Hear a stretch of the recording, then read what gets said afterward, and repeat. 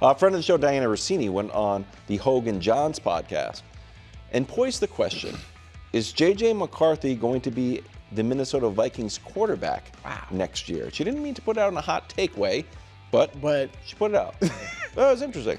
Brew, what are the chances that the Vikings move on from J.J.? Did they get this whole thing wrong? Well, look, a chance that it's 5 games, so we do have to have a little bit of patience. But the problem with JJ is he hasn't proven to be healthy either. I mean, we know why he missed last year because of injury. He's only played sparingly this year because of injury. So in addition to maybe he's not good, maybe he can't even stay healthy. I'm going to propose something. It's a little off the thing, but I don't know if the Niners would do it. I knew this was coming. I'm interested in this. Brock Purdy? No. No. J.J. McCarthy for Mac Jones. Wait, hold on. If I'm Kevin O'Connell, I am proposing that. I am calling Kyle Shanahan this summer. Well, let me pause a little bit. I'm thinking about it as I continue to watch JJ this year.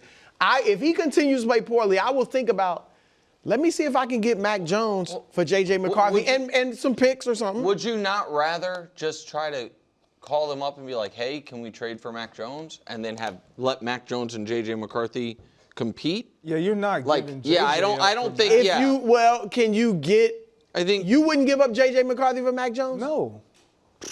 No. I hear you. That makes sense what you said, but I'm just saying, right now, if you're Kevin O'Connell, you have watched Mac Jones and said, he can work in certain offenses. Oh, yeah. And I'm a quarterback whisperer too. And I want you to, just real quick, the argument against that is Kevin O'Connell's had plenty of quarterbacks that can work and moved on because he wants someone that raises the floor or raises the ceiling, pardon me. And I don't know. So I think Mac Jones as a backup plan makes a lot of sense. But I think, Greg, that J.J. McCarthy is going to be, at the very least, in my opinion, competing for the starting quarterback job in Minnesota next year. I think if he keeps playing like this, they have to bring in a veteran, to compete with him potentially or back him up. But I think it is too early because they moved on from Kirk Cousins and then Darnold because they wanted upside. So Daniel Jones. Yeah. And how long are you going to keep those receivers happy? So you don't think That's a part of it. But they lead the league with a $345 million payroll because they understood we have to supplement what we don't have in a quarterback right now. They went into this season knowing they had Sam Darnold on their roster and could have tried to get him and withhold him. And obviously Daniel Jones, they could have gone out and got Aaron Rodgers as well. They did not do that because they believed that this kid, Kevin O'Connell's words, is made of the right stuff. To your point of what he brings to the table to raise the ceiling, if you will, it's going to take time.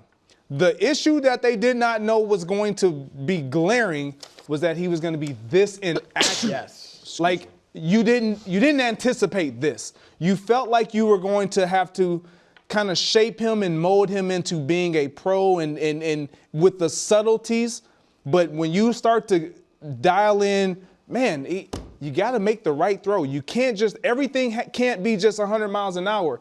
These are issues that they're having that are frustrating, obviously, the receiver core. Yeah. I think JJ, obviously, the other guys in the supporting cast, they've done a great job. Addison, they've all done a great job of really talking to JJ and supporting what he hasn't been and kind of owning the fact that we got to be better, knowing he just hasn't been good enough. Can I show you something, Greg? This is J.J. McCarthy targeting Justin Jefferson. I remember early on, you were like, you know what? When in doubt, throw it up to Justin Jefferson, and he can sort of help your growth. Disaster. Right, 70th? And he's been 73 dead last in rating. Like supportively, like publicly. He slammed his helmet that one time. Yep. But outside of that, he has been stellar. Do you think this bubbles up, or is this more of an indictment on J.J. McCarthy? Great job by you. Again, obviously. I'll speak to this. Like, this isn't good at all. No. JJ knows this. And going into this season, one of the other hurdles that they had that most didn't know, like, how was he going to be mentally? Because when Sam Darnold took over last year and had the success and he had the injury, he dealt with, yes, the injury and the rehab, but they also had to kind of shore up his mental capacity, because it was like you start to question, is this going to be my job moving forward? Then you get the opportunity to start and be the guy, and this is what you're putting on tape. So I don't think he's going to lack for confidence, though. It doesn't show when he has a good moment, but there is some question of, man, I got to be better. He knows he has to be better. I just think they're built to win now, too. I agree. Quarterback. But you don't make the moves they did. And again, I know it's year 2. It's 5 games in.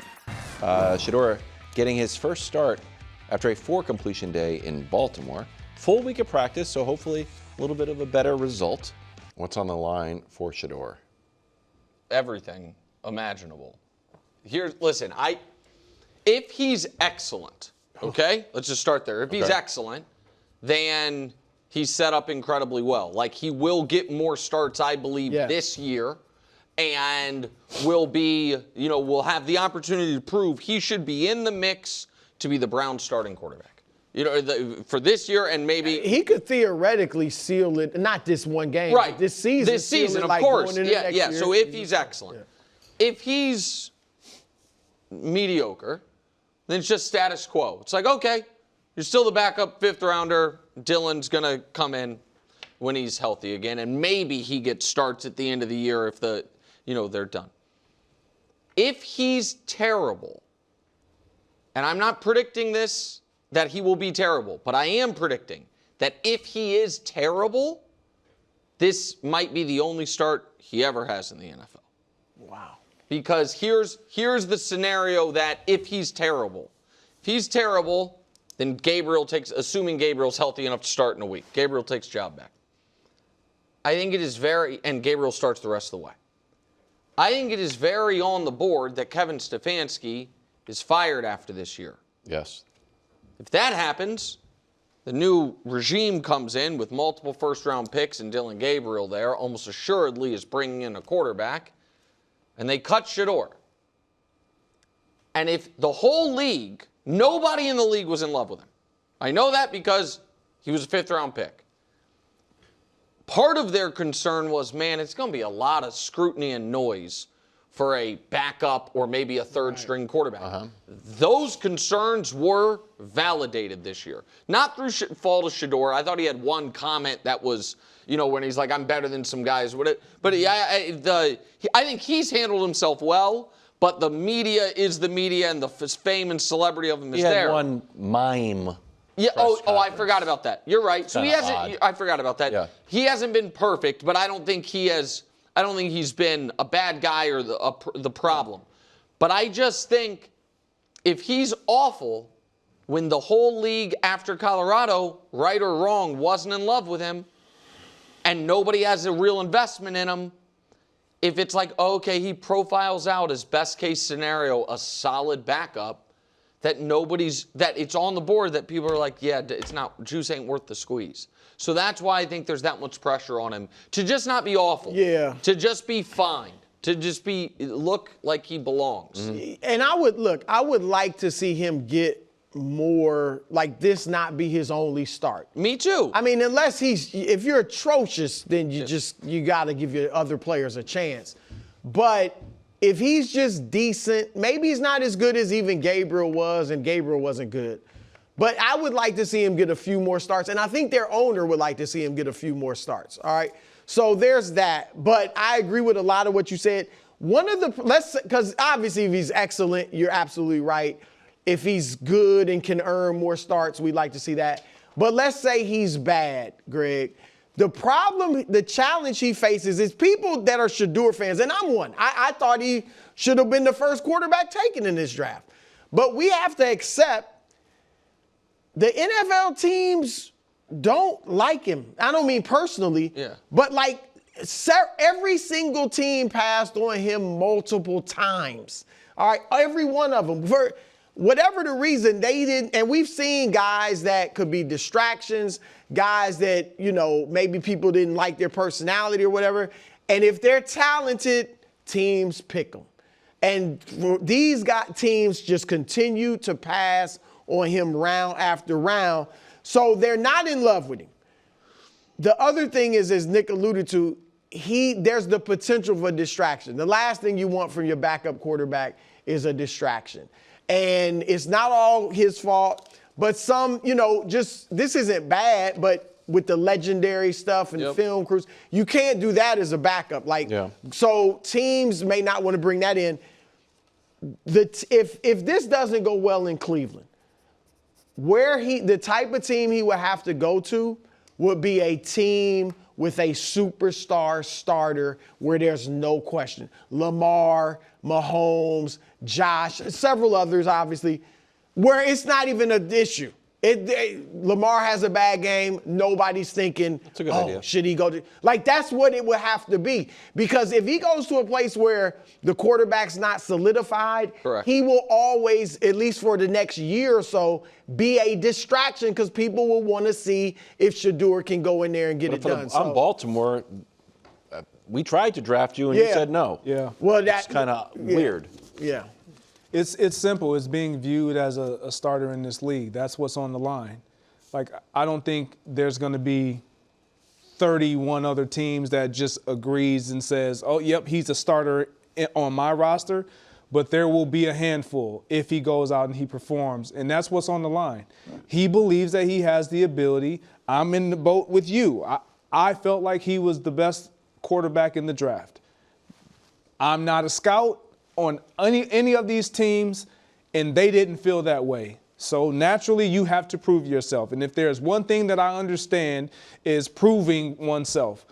But you have to first believe it. He believes that he is the guy. He's saying all those things. So naturally, we then can say, and others will try to make the excuses of, well, it's only a week or it's only this. We all understand that. And in this profession, if you only get a chance, you better make the most of it. Right. And you know that this is a moment where your name is not going to be enough. Your play, he said it at the end, I gotta play. My play has to speak. If your play speaks, nothing else matters. You will be proven. You will have somebody viewing you as a starter in this league. Forget if it's Cleveland. Somebody will feel like I can work with that. So, Nick, you use the sort of like the scientific experiment that we had with a control and the variables being the 49ers quarterback. Yes. Everybody can succeed. You put Brock in, you take Brock out, you put Mac Jones in, Mac Jones succeeds. Isn't the reverse happening in Cleveland? Yes. Where Joe Flacco, a veteran who had years of experience, years of snap, is so bad, Cleveland, which doesn't make the best decision, said, you know what? He is so washed, we'll trade him within the division. And Mike Tomlin raises his hand and said, he's not washed, he was with you guys. Why did you do that? Don't you realize that no quarterback can look good with you? Yeah. Deshaun Watson was great until he got there. Isn't that Shedeur's issue? We just saw Joe Flacco leave a team and cook. Put me on the Bengals, give me a chance. It is totally on the board that the Browns, he's their 42nd starter since 1999. The Packers in that time frame have had 4. And so, yes, it's on the board. They don't know what they're doing at quarterback. What hurts him is, so if he were the Browns' second-round pick, I'd be like, oh, he's fine. Because they're idiots, but other teams were probably like, man, we were going to take him top of the third. Yeah. We were going to take him. But the fact that 125 kids got drafted and nobody took Shedeur tells me nobody loved him. Maybe they liked him a little bit, were intrigued, nobody loved him. And so if nobody loved you, you reminded me of the mime thing, which I forgot. That didn't help. His Stan fans on the internet shouldn't matter, but they probably hurt him a little bit. Yeah. And if the play goes from the worst completion percentage in 4 years in the NFL, and then with a full week to prepare against an awful defense, sorry Raiders, an awful performance, I just think people will be like, man, no, not. And so that's where, as great as it would be to be great, it is more important to just not be awful. I don't think he's getting a raw deal per se. No, but it does feel it's a rough spot. unfair. No, I don't even know if it's unfair. It just feels like set up to fail. Not from any like short end of the wants. stick. I mean, it's just. I see this is why I respond like this to that, because having an opportunity to play in this league and seeing guys who were drafted in later rounds and knowing they don't even get reps. Right. They don't get the opportunities. Yeah, you just don't get the like in my draft in Green Bay. Like, naturally, the coaches are going to look, if you are the first or second or third round pick, you're going to get the bulk of the opportunity, even in training camp. And then whatever's left over, crumbs, if you will, like, okay, you can go run in there really quick. But you only get one or two. So you're not going to get these opportunities. So it's based on, this is standard operating procedure across the board. It has nothing to do with the name, and regardless of how you feel of what happened during the draft, why he slipped, all those things, when you're drafted where he's drafted, you don't get opportunities. He has one, make the most of it, and you can rewrite it. Raiders have lost 4 in a row. Cleveland's lost 3 in a row. Not great.